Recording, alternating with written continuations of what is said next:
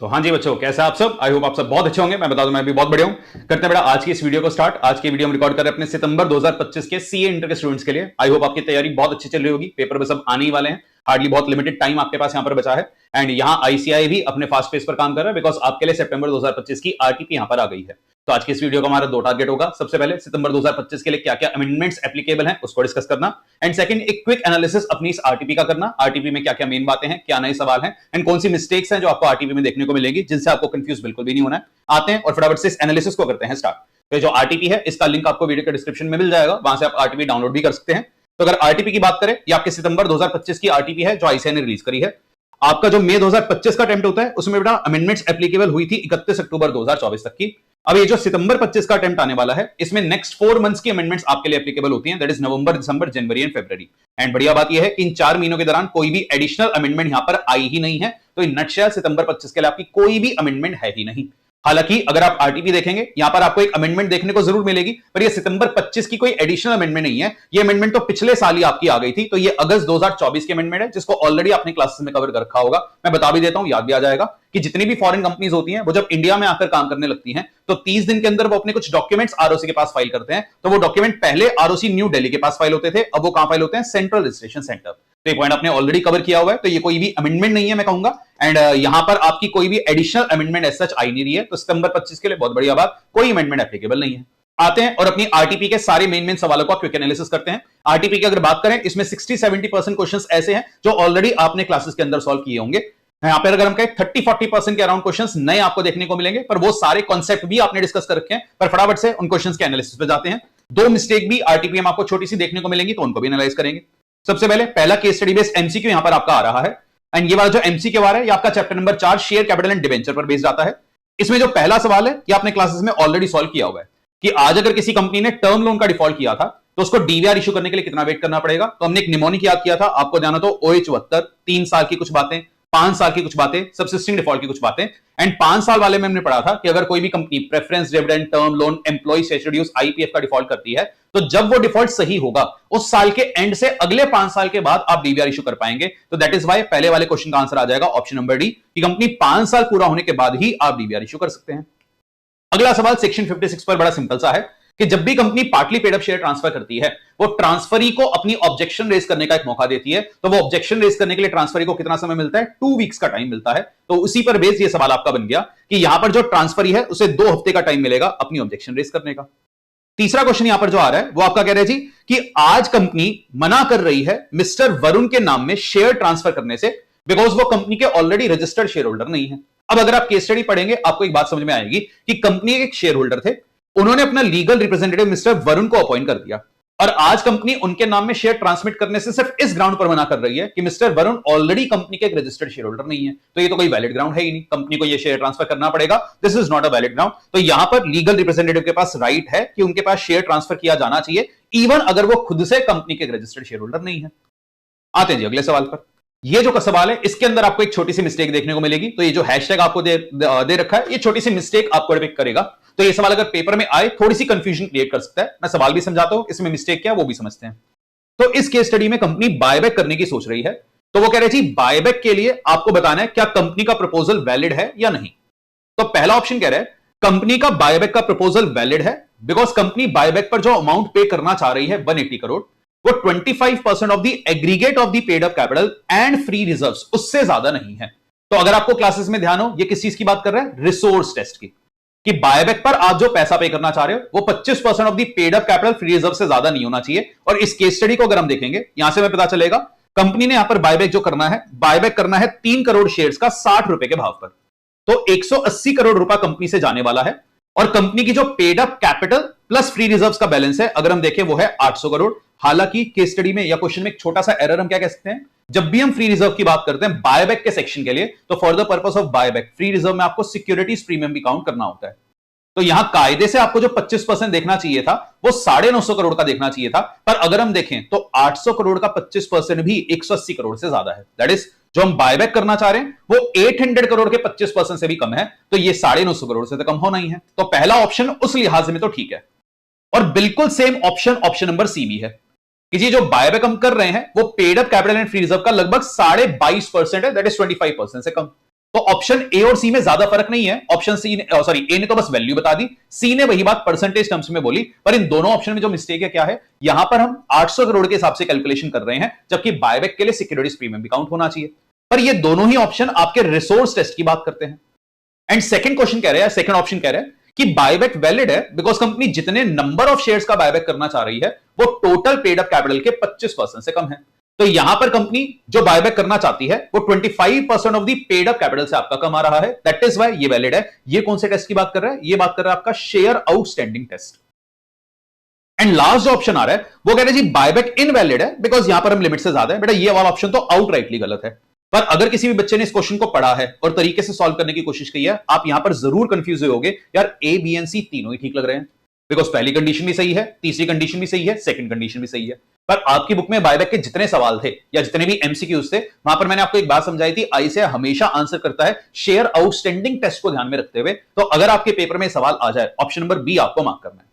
हालांकि option A और सी में किसी लिहाज से कमी नहीं है, कमी एक ही है कि यहां पर 800 करोड़ की जगह 950 करोड़ प्रीमियम इंक्लूड कर लेना चाहिए था। आई होप आप मेरी बात समझ पा रहे हो। तो ये क्वेश्चन मैं कहूंगा जहां पर एक छोटा सा एरर जरूर है बिकॉज आईसीआई सिर्फ नंबर या शेयर आउटस्टैंडिंग टेस्ट देख रहा है, रिसोर्स टेस्ट उस ऑप्शन में देख ही नहीं रहा।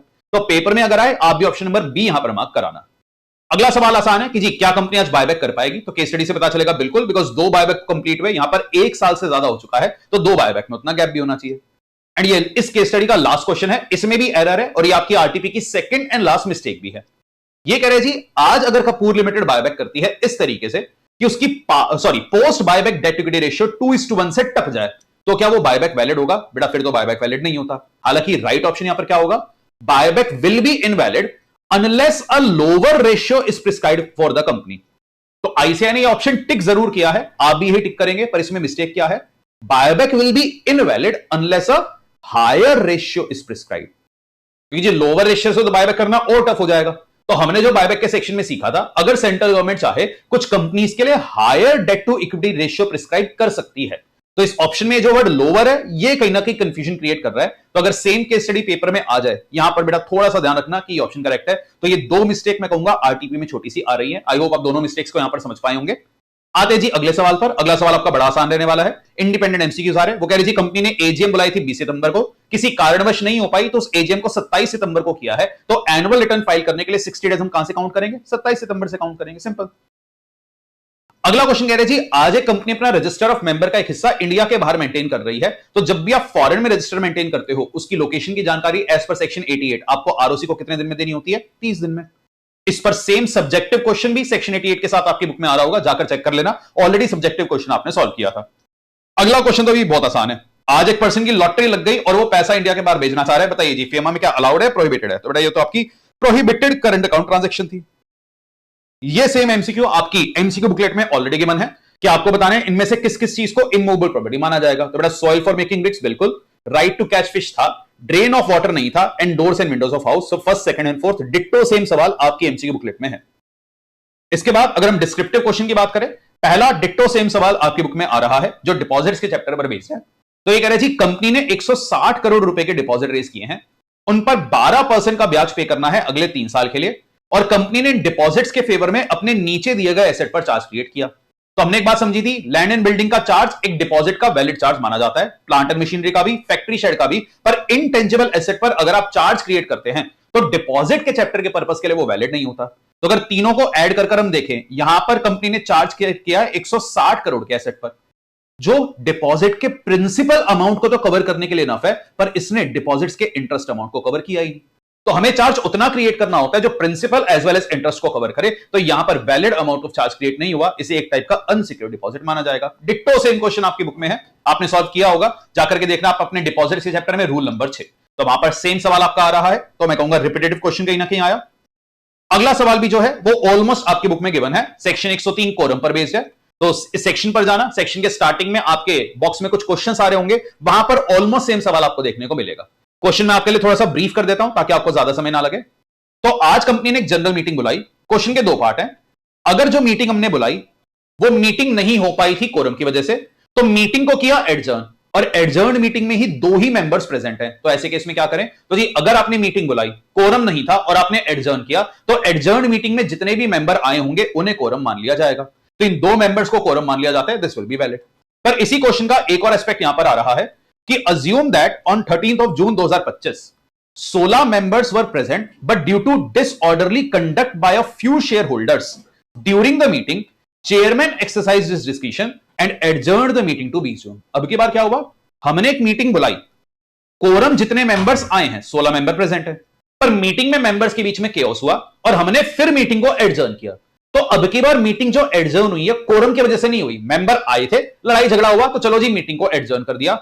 और अब की बार मीटिंग में, एडजर्न मीटिंग में सिर्फ 3 ही मेंबर प्रेजेंट है, तो क्या इस मीटिंग को वैलिड मानेंगे? यहां पर आंसर इज नो, क्योंकि वो वाला लॉ कब लगता है, अगर आपकी मीटिंग कोरम की वजह से नहीं हो पा रही तो फिर एडजर्न मीटिंग में जितने मेंबर आएंगे उन्हें कोरम मान लेंगे। पर यहां तो ओरिजिनल मीटिंग में कोरम था, तो एडजर्न मीटिंग में भी कोरम होना चाहिए था। अब अगर एडजर्न मीटिंग में कोरम जितने मेंबर नहीं आए तो आप इस मीटिंग को क्या कर देना, एडजर्न, और फिर उस वाली एडजर्न मीटिंग में जितने मेंबर आएंगे उन्हें कोरम मान लिया जाएगा। आई होप ये क्वेश्चन आपको याद आ गया हो, क्लासेस में डिट्टो सेम सवाल आपने सॉल्व किया। अगला जो सवाल आ रहा है ये आपके डिविडेंड के चैप्टर पर बेस्ड है, ऑलमोस्ट सेम सवाल आपकी किताब में है, आपने सॉल्व किया हुआ है। फटाफट से इसको ब्रीफ कर देते हैं। वही सवाल आ रहा है कि अगर कंपनी के प्रॉफिट्स या लॉसेस है या प्रॉफिट्स इनएडिक्वेट है, तो इस क्वेश्चन के अंदर डायरेक्टर 50 लाख रुपीस का डिविडेंड बांटना चाहते हैं। अगर क्वेश्चन को देखें तो कंपनी के करंट ईयर प्रॉफिट है 16 लाख के, और क्वेश्चन ये कह रहा है कि करंट ईयर प्रॉफिट से तो हम 16 लाख रुपए निकाल लेंगे, तो आपको बताना है जो बाकी के 34 लाख रुपीस का शॉर्ट यहां पर पड़ गया, शॉर्टफॉल आया, क्या ये डिविडेंड बांटने के लिए हम अपने रिजर्व्स में से इतना पैसा निकाल पाएंगे या नहीं।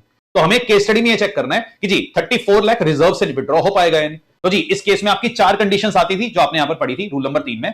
पहली कंडीशन तो ये कहती थी कि आपके डिविडेंड का जो अमाउंट है पिछले 3 साल के डिविडेंड के एवरेज रेट से ज्यादा नहीं होगा। केस स्टडी कह रही जी पिछले 3 साल में कंपनी ने डिविडेंड बांटा ही नहीं, तो पहली कंडीशन तो नॉट एप्लीकेबल।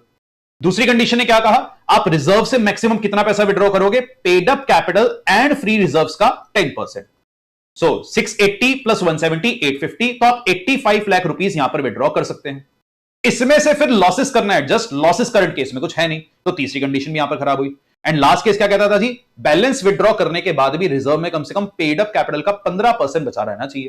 तो अगर मैं यहां पर रिजर्व से 34 लाख रुपीस निकाल भी लेता हूं तब भी मेरे पास 136 लाख बचेगा, जो पेड अप कैपिटल के 15% से बहुत ज्यादा है। तो बिल्कुल आप ये डिविडेंड बांट पाएंगे। बेटा डिट्टो सेम सवाल आपकी किताब में ऑलरेडी है जो आपने सॉल्व कर रखा होगा, तो ये भी मैं कहूंगा एक रिपीटेटिव क्वेश्चन आपकी आरटीपी में यहां पर आया है।